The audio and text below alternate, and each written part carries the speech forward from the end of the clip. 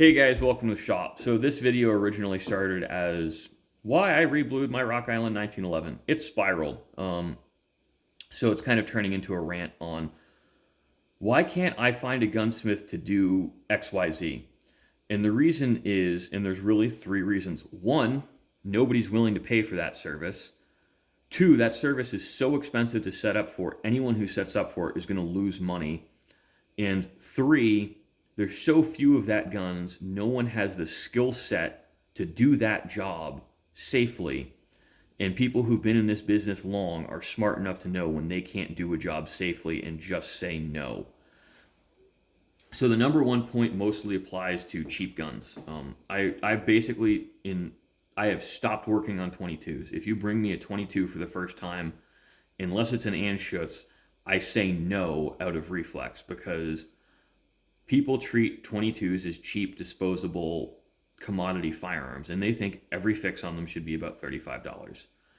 Typically, $35 doesn't cover parts. It won't touch labor because, as of now, I have a $50 labor minimum. If I do it in 5 minutes, it's still $50. I've got to cover my overhead somehow. And what people don't understand is that with most of these repairs on these firearms, I spend more time chasing down parts and figuring out what's wrong with it than actually doing the repair. So I don't really like doing repair work anymore because repair work's a headache, and with 22s you only get repair work. And I had a guy recently approach me at a gun store, and it's funny. I'm out with my friend. He didn't believe me that this would happen almost every time I go out. The guy comes up to me, "Hey, I've got this 22. It's outside. Can I show it to you?" And I'm like, "I don't work on 22s. Um, don't care." "Oh, well, I was really hoping you could look at it and help me out." I'm like, "But I don't work on 22s. Like, I'm really just done with them." "Well, why not?" I'm like, "Because no one pays me for them." "Oh, well, I was hoping you could help me out." I'm like, oh. In my head, I'm thinking, "Yeah, you cheap prick. That's why I don't work on 22s. So he keeps pushing. He's like, "Oh, well, it's got a lined barrel and the bolt doesn't close." I'm like, "Well, I'm certainly not touching it if it's got a liner in it. I'm not going near that with a 10-foot pole. I don't want the liability." "Well, why not?" "Well, because there's so many ways to line a barrel wrong. I don't know if the last guy did it right. And there's a really good chance I can't undo his fuck ups." And I said that to him in those words. Like, I might not be able to undo this guy's fuck ups. I just don't want to be involved in the project. "Oh, well, it's a really small fix. He welded the rear." I'm like, "Well, if he welded the rear, that barrel's toast. I don't want to look at this gun. I want no part in this project." And the guy kept pushing, and I was just like, "Look, I don't work on lined barrels. I don't line barrels, and I don't work on 22s. I was really hoping you could help me out." I'm like, "And I don't work for free." "Oh, you're not just going to tell me how to do it?" "Yeah, dumbass, I'm not going to tell you how to do it." And this is where, like, customer service goes out the window. You've, like, take a hint, guy, you know? You try to be polite the first couple of times. By the time someone directly asks you for free, fuck them. They're not a person anymore. They're just a headache. Uh, the reason to not work for free, there's really two extremely important reasons not to do this. The biggest one is absolutely liability. Once I give this guy advice that he's not going to follow, I'm getting sued just as much as had I touched that gun. Um, and I don't want the risk of some, frankly, idiot working on a firearm wrong, injuring themselves, and suing me. Especially because now there's three idiots involved. There's the guy who screwed up the work originally. There's the guy who thinks I'm going to fix it for free and still look at it after I told him I don't do that kind of work. And there's me for enabling the second idiot. So I'm not going to be the third idiot. I'm just going to leave the first two idiots to do their thing. And the second one is also, like, if I had helped that guy, he will come back to me regularly with the same crap. Uh, it's gonna be crappy guns he wants hack job fixes on, and he's going to expect it for free because, oh, well, you did it the first time. And you can't do that as a business owner. You can't enable people looking for free things. So don't do it. Don't dilute your brand and don't get a reputation for hack job fixes, because that's all that guy is looking for. He's looking for a home hack job fix. And I don't do home hack job fixes because it doesn't matter what people think it should cost. They all want the same thing, and that's good work. The difference is, don't cater to the guy who wants good work for peanuts. Cater to the guy who's willing to pay a fair price so I can stay in business, pay my bills, and he's happy with that. That's who you want to cater to. It's not about squeezing every dollar out of every job, but it's about making enough so that you can keep the lights on and keep yourself fed. And the second thing here is, well, my first 3 points. It's, yeah, why can't I find someone to do X, Y, Z? So the second thing is, there's a lot of stuff where it's really expensive to set up. Barrel lining is a good example. To do a good job barrel lining, not an okay job barrel lining, you really need a gun drill. Gun drills are expensive. There are a couple people who specialize in barrel lining. There's one big name, I think it's Red Man, does a great job. That's all that shop does is line barrels. They're going to do a much better job than I am, and they're going to do it cheaper. But these cheap, lazy pricks who want hack job work, they're not going to go to Red Man because I think they're like $300 or $400 to get your barrel done by the time you pay for shipping both ways, etc. This guy thinks I should do it for like 20 or 30 bucks over the parts price. Not how it works, bud. So it's circling back, like point 1 and 2 are basically like you can't make enough money to do the work. I don't do like a lot of optics cuts on handguns because frankly, like I'm doing it on manual machines. And my machine time here with the going rate of an optics cut is between $100 or $200 for the specialty stuff. It's really not worth it for me to dedicate the machine time to do it, even at $85 an hour, because I've done a couple test ones and I'm like, look, I'm in it 2.5 hours, maybe 3 hours, and people expect refinishing work at that price point. So I'm losing money. This is taking away from other stuff I can do. I'm actually better off saying yes to the work, charging them $200, subcontracting it out at $175, and making 25 bucks to just ship something back and forth, which is stupid anyway, because by the time you amortize the talking to the customer, you've lost money, and you're starting to cater to guns that like I don't really care about working on. Like I think optics cuts, to do a really good job on, they do take time, and a lot of people hack them and have sloppy tolerances, and red dots have built a reputation for flying off guns, and a lot of that is because guys just don't get the spacing right between the front and the rear, and they don't cut recoil lugs for an RMR. So you can't get away with that and not have an optic fly off the gun, because then the only thing holding that shear force is two very small 6x48 screws. And we'll get into my third point, which is there's not enough of them around for people to really build a skill set working on. And I had a guy call me recently about a G43, and I'm like, hey, I'm going to stop you. Like, I don't want to work on late war German stuff. I'm not comfortable with it. Their quality control had issues. Those guns had a reputation from day one as beating themselves to death and not having good longevity in service. And now it's 80 years old. Oh, well, it's a really simple fix, blah, blah, blah. I just need these 2 parts made. And I'm just like, I'm already pulling my hair out. It's like, there's no such thing as a simple fix. I can guarantee those are complicated parts. And I said that to him. I'm like, there's no such thing as an easy fix. If I've got to start making parts, like, sit down, bud, because it's going to cost you as much as the whole entire gun now. Oh, well, it can't be that much. It's just the 2 flappers, the locking lugs on the bolt. I'm like, well, I'm not even sure to make those. I can't. Usually the conversation ends here. They're polite, say thank you for your time.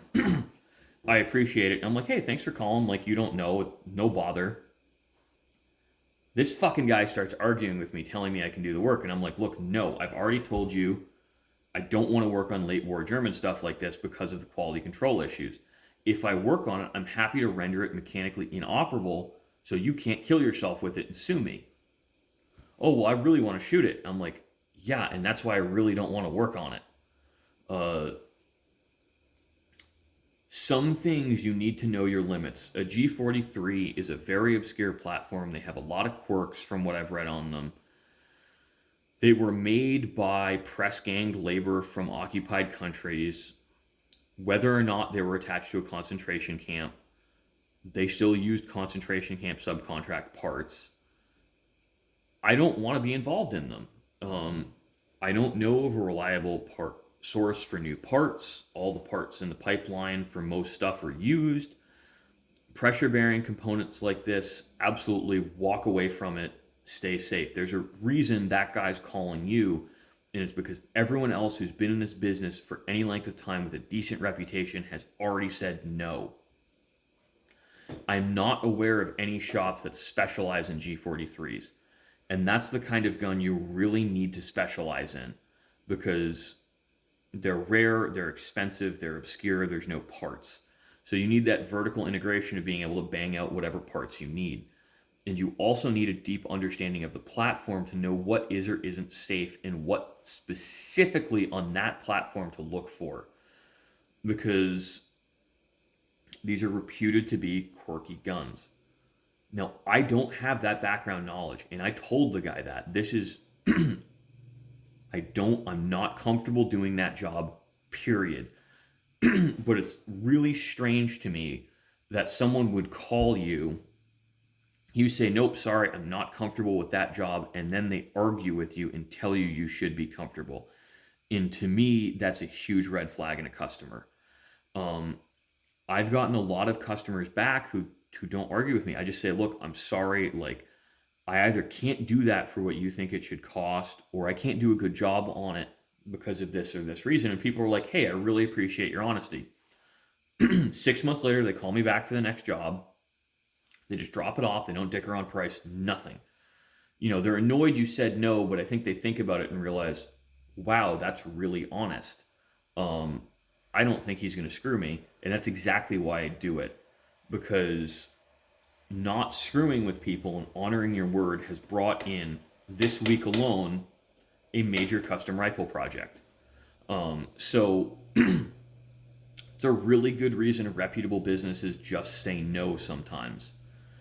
And back to the G43 project, when someone argues with you and they say, after you say no, I'm not comfortable doing that, and tell you why you should do it for them, that tells me that he's had at least 3 or 4 other people smart enough to say no. And that's a good feeling. Because as a business owner, I find it's actually easier to compete in a market where there's some legitimate competition, and you get fewer headache customers when everyone has this understanding that, like, this is how businesses like this operate. There's relative consistency across the board. I recently talked to a guy from Missouri, and it's like, we're both by appointment only. We're both taking deposits on parts, and we both want you to call us ahead of time to see if it's a firearm we even work on. And I have customers tell me I'm being difficult doing that, and I'm like, shit, I've never talked to this guy before in my life, and we both independently, talking to each other, our timelines were the same. It took us about 3 or 4 months to figure that out. 2 independent businesses in completely different markets are doing the exact same thing for a reason. And it's something I'm seeing more and more with dedicated gunsmiths, not gunsmiths that are attached to a gun store who do generalized repair work, but guys who've moved into the higher end of the spectrum and really moved into the custom work realm. Because you get so much crap. You get those crappy 22s. I'm not going to call, I honestly, you know what, I will call the G43. They are crappy guns. They're expensive guns, but they're still crappy guns. You shouldn't be calling me for broken bolt lugs on a gun that's probably seen less than 3,000 or 4,000 rounds on it. I know they're locking flaps, fine, correct me. But there's a reason people don't want to work on these things. And, the more gunsmiths I talk to, the more I realize, like, we're all doing things roughly the same way. There's a surprising amount of standardization between businesses. So in my world, I would rather compete against one of those guys because he and I have different niches. We work on different things. Because I'm telling him, like, yeah, I stopped working on these. I love working on those. I've got a pallet load of parts in my back. And I'm like, sweet, I'm happy to refer that work to you. And he's like, well, I hate working on these. I'm like, well, I hate working on them too, but I do them a lot. and they're pretty easy once you figure out. And he's like, sweet, I'll refer that to you. So even in a competitive market space, like I don't see that having a relatively, I know he's not nearby, but I don't see an issue with having someone competing in the same space with a different specialty. Because what happens is it's like, I really like building rifles. I know how to build rifles. I love working on Mausers. Bolt guns are turning into my specialty. This guy really likes working on shotguns. Like his specialty is Browning A5s. We could literally be next door in two different buildings and neither of us would lose a dime. If anything, we'd make more money because we'd become a destination location. So there's really nothing wrong. It's actually harder, in my opinion, to run one of these businesses in a vacant market space like this, at least in my location here, because I don't have any direct competition. The guys I'm competing with are really like home gamer guys. You know, they might have a Grizzly benchtop mill kind of thing. Um, they don't really have the tooling to run it, and they don't really have the skill set to run it. So they'll do stuff for nothing because they don't understand overhead, but they're attached to gun stores. So the gun store makes so much money. The gunsmith's a loss leader to get people in the gun store to sell guns. Um, and because their business model is so much different than mine, I wind up struggling more because people think my business is going to run like theirs. But what's also really funny is people are coming to me, not them, because frankly, my work is better. And it might not always be pretty, but when it leaves the shop, it's going to work and it's going to be safe. Because in my opinion, safety, functionality, aesthetics. I don't, because it's always going to be safe if it doesn't work. But if it does work, it needs to be safe. And if it does work and it is safe, it should be pretty. Again, in that order, safety, functionality, aesthetics. I don't really feel like worrying as much about certain things as other shops. You know, like damaged screw heads are really important. People hate that. So yeah, make sure your screwdrivers are fitted. But I'm not going to freak out if I scratch an internal component because it's going to get scratched anyway as the gun functions. And, you know, you can't scratch the outside of a gun. You know, it's why I have this mat here also, because these mats catch screws. When I put them down on the bench, they don't roll away, which is great. So thanks for watching, guys. I hope you enjoyed. And I hope this is a little bit of an insight into how at least my shop runs. And I find it interesting. It's really interesting seeing other perspectives. And, you know, you always try to understand the customer's perspectives. Like, people are frustrated they can't get what they want, but there's a reason they can't get what they want.